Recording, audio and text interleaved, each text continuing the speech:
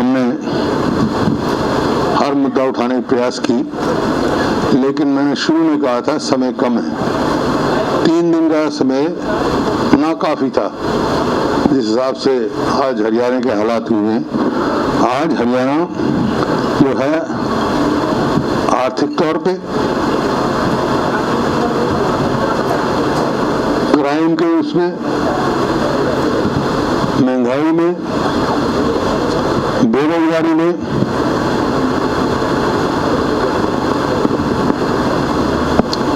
देश में सबसे जो प्रदेश 2014 में प्रति व्यक्ति निवेश में नंबर 1 था, आज वो प्रदेश हर चीज में नीचे खिसक रहा है। और ये मैं नहीं कह रहा, ये नीति आयोग की रिपोर्ट भी कह रही है, हर जगह कह रहे हैं। जो भी ये 7 साल हो गई सरकार को बने, और पीछे बीजेपी जेजेपी को भी 2 साल हो गए। इनका घोषणा पत्र देखो, इनका जो कहता है हमारा कॉमन मैनिफेस्टो हम बनाएंगे, उसमें से एक भी कोई वायदा इन्होंने पूरा किया हो। सिर्फ इवेंट मैनेजमेंट करते हैं, घोषणाएं करते हैं और काम दो ही करते हैं। काम इनका है सर्वे और सर्विलेंस, तीसरा कोई काम नहीं है सरकार का। कोई गरीब आदमी के लिए, किसान के लिए कोई ऐसा फैसला नहीं लिया जो उनको लाभ पहुंचे। बेरोजगारों के लिए कोई भी वो नहीं हुआ। आपके सामने है जिस प्रकार से बेरोजगारी में तो CMI रिपोर्ट से नंबर 1 है ही हरियाणा, और फिर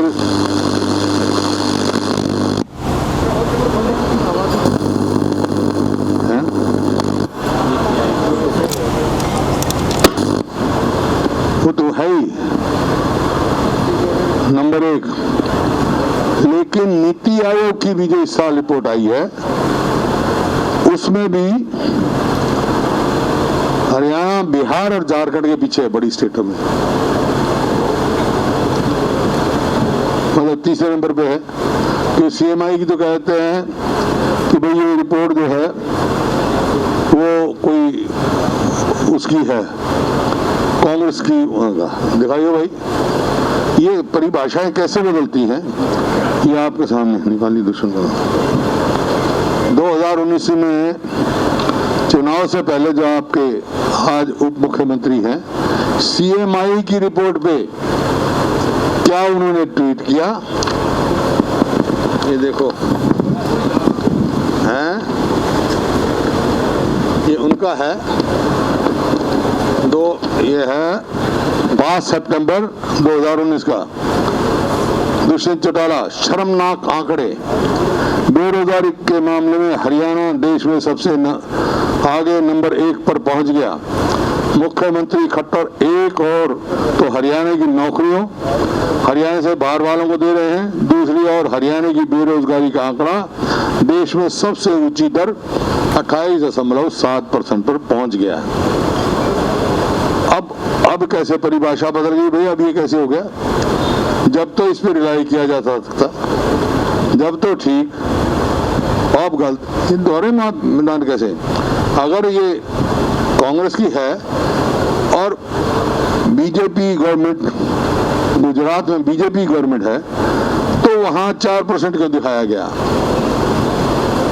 और यहाँ 8.9 क्यों दिखाया गया, 8.1 क्यों दिखाया गया, 28.9 क्यों दिखाया गया? अब नीति आयोग की भी रिपोर्ट है, वो आपके सामने है, तीसरे नंबर पे दिखाया गया। और रोजगार देने की बजाय जो खाली जगह है, चाहे वो पुलिस महकमे की हो,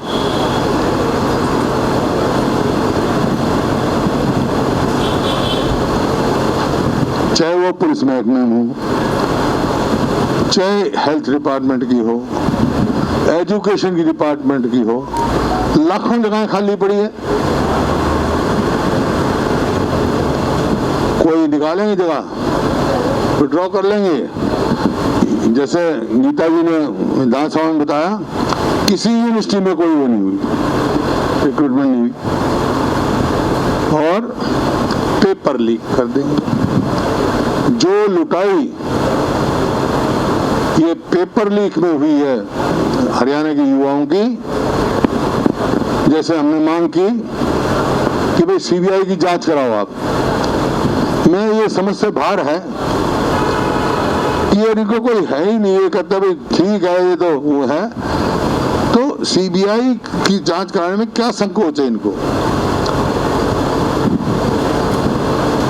इसका मतलब कहीं ना कहीं दाल में काला है जो संकोच कर रहे हैं। नहीं तो हर चीज के लिए तो बहुत जल्दी करते थे सीबीआई की इंक्वायरी करने के लिए। इंटर स्टेट मामला हो चुका है ये, कुछ आदमी जम्मू में पकड़े गए हैं, कल को पंजाब में कोई पकड़ा जाएगा तो क्या करेगी हरियाणा पुलिस? इसको तुरंत सीबीआई को देना चाहिए ताकि लोगों को वो हो, है हाँ विश्वास हो। और दूसरा मैंने कहा था कि भाई डिस्ट्रिक्ट वाइज अभी से सीबीआई की इंक्वायरी एक इशू है। दूसरा अभी जाके बाकायदा पब्लिसिटी पे तो बहुत पैसा खर्च कर रहे हैं, इस बात की भी पब्लिसिटी करें कि भाई किसने कितने पैसे दिए, कितने लोग लाइन लगा के खड़े हो जाएंगे जो लुटाई हुई है। मतलब जैसे मैंने कहा, नौकरी चाहिए तो लखपति चाहिए, लखी चाहिए, इनको लखी ले सकता है नौकरी हरियाणा में। और भाई पेपर लीक करना तो करोड़ी चाहिए, करोड़ दे दो पेपर मिल जाएगा, लाख दे दो नौकरी मिल जाएगी। परचून की दुकान बना दिया हरियाणा को, नौकरियां हिसाब भी की है, तो लखी करोड़ी पैदा कर दी भाई इनने यहाँ पर। हरियाणा का जो बेरोजगार है उसका भविष्य अंधकार में। इसी प्रकार से किसानों का जो लैंड एक्विजिशन, हर फैसला इनका किसान विरोधी।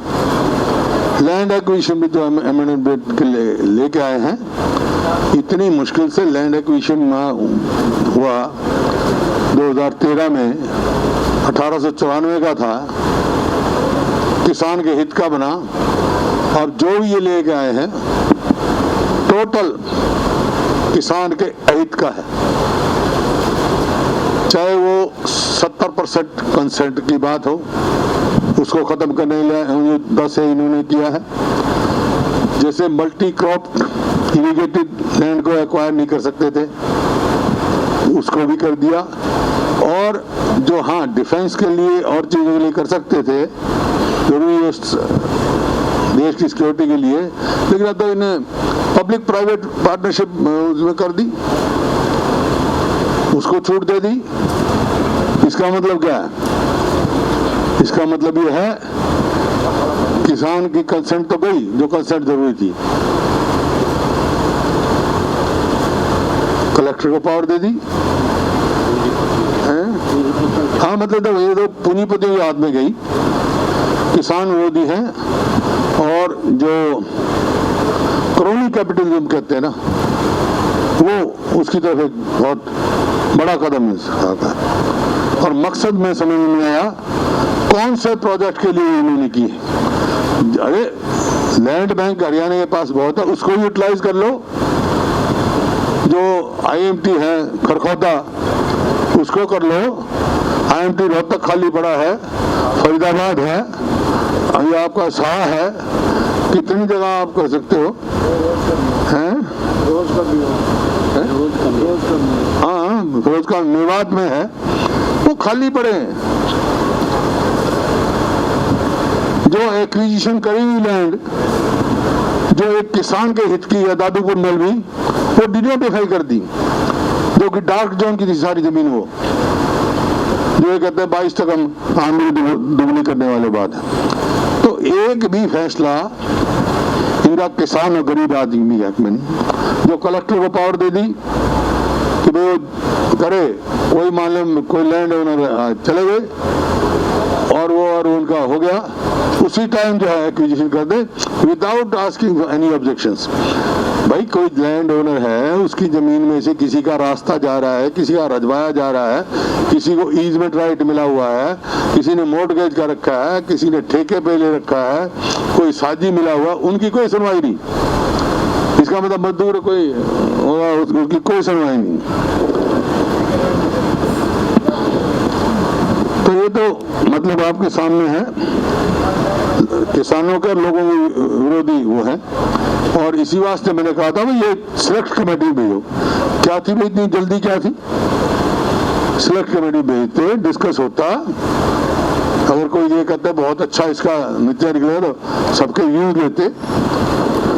ये लैंड एक्विजिशन के मामले में इनको वापस लेना चाहिए और हम आग्रह करेंगे गवर्नर साहब से भी इसको राष्ट्रपति के पास न भेजा जाए मंजूरी के लिए।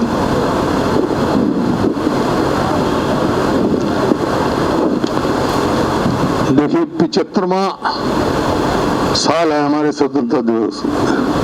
आज बड़ी जोर शोर से हरियाणा सरकार भी कह रही है, लेकिन फ्रीडम फाइटरों की एक पैसा भी उन्होंने पेंशन नहीं बढ़ाई 7 साल में।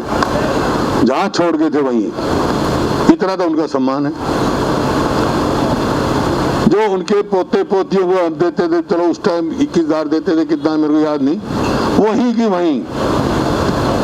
कोई एक भी ऐसा वो नहीं जो उनकी करो। तो 75वां साल है, चलो अब तो कुछ तो करते, सोचो है कितने। अगर हरियाणा में 4,500 पेंशन लेते थे तो आज तो बेचारे 400 ही होंगे, मुश्किल से 400 ही होंगे जो पेंशन ले रहे हैं। उनकी तरफ कोई ध्यान नहीं सरकार को। महंगाई का मैंने आपको बताया, महंगाई किस तरह वहां से पकड़े, एक कदम महंगाई कम करने का नहीं। डीजल कहां से कहां, मैंने कितनी बार कहा। और वहां तमिलनाडु में स्टालिन की गवर्नमेंट बनी है, 1 मिनट में कम कर दिया 3 रुपए लीटर। यहाँ क्या वो है भाई, अपना वेट तो कम कर सकते हैं। सेंट्रल गवर्नमेंट तो कहती है कि अपना वेट कम कर लो, जिसको सस्ता देना है, तो क्यों नहीं हरियाणा सरकार करती भाई। डीजल की भाव बढ़ गया, खाद बढ़ गया, पेस्टिसाइड्स बढ़ गए, लेकिन किसान को एमएसपी भी नहीं मिल रहा। जो मक्का का एमएसपी था, मेरे पास रसीद है 1400 की तो रसीद है, लेकिन बिका वो 1900 से 1850 एमएसपी। और वो बेचारे का किसान का लिया कहीं 1000 में, कहीं 1200 में, कहीं 1400 में, उसको एमएसपी भी नहीं मिल रही। लागत बढ़ रही है, आमदनी घट रही है। तो ऐसे समय में किसानों की मदद करने की वजह और उसके ऊपर वो ये कर रहे हैं। देखिए ये जो साल गुजरा, कोरोना आया, बड़ी भारी सारी दुनिया में आया, सबको दिक्कत हुई, हमारे यहाँ भी, वी कांट बी एक्सेप्शन। सबको बहुत ज्यादा मुसीबत रही, प्रयास भी किए, लेकिन हमने उससे सीख क्या ली। पहली वेव से दूसरी वेव तक कोई तैयारी नहीं करी। अब ये कह रहे हैं तीसरी वेव आएगी, नीति आयोग वाले कह रहे हैं, वो तो यहाँ तक चले गए रोज के 4 लाख केस हो गए। अब क्या तैयारी है इनकी, कितने तो पैरामेडिकल स्टाफ इन्हें भर्ती किए, कितने डॉक्टर भर्ती किए, कौन सा इंफ्रास्ट्रक्चर किया, कितने और बेड ऐड किए। ऐसा विधानसभा में इनको बताना चाहिए था, हमने इतनी तैयारी की है, लेकिन बताएंगे क्या, बताने के पास कुछ है ही नहीं इनके पास। हाँ, एक बात जरूर कह दी कि जो वायदा किया था नर्सिंग स्टाफ से, जो कोरोना वॉरियर से, चाहे बेचारे सफाई कर्मचारी थे, इनके हम दुगने वो देंगे, वो मना कर दिया। तो क्या क्रेडिबिलिटी रहेगी सरकार की भाई, जब पहला ही वायदा नहीं पूरा किया। तब तीसरी वेव की तैयारी है क्या है, खोल के बताना चाहिए। हम इतनी भर्ती कर रहे हैं, हम ये तैयार हैं, हम सब कोऑपरेट करने के लिए तैयार हैं, सबको इकट्ठा मिलकर लड़ना है, लेकिन सरकार को कुछ तो होनी चाहिए। अपनी खाली वाह एडवर्टीजमेंट से काम चलेगा सरकार का, इवेंट मैनेजमेंट से काम तो नहीं चलेगा।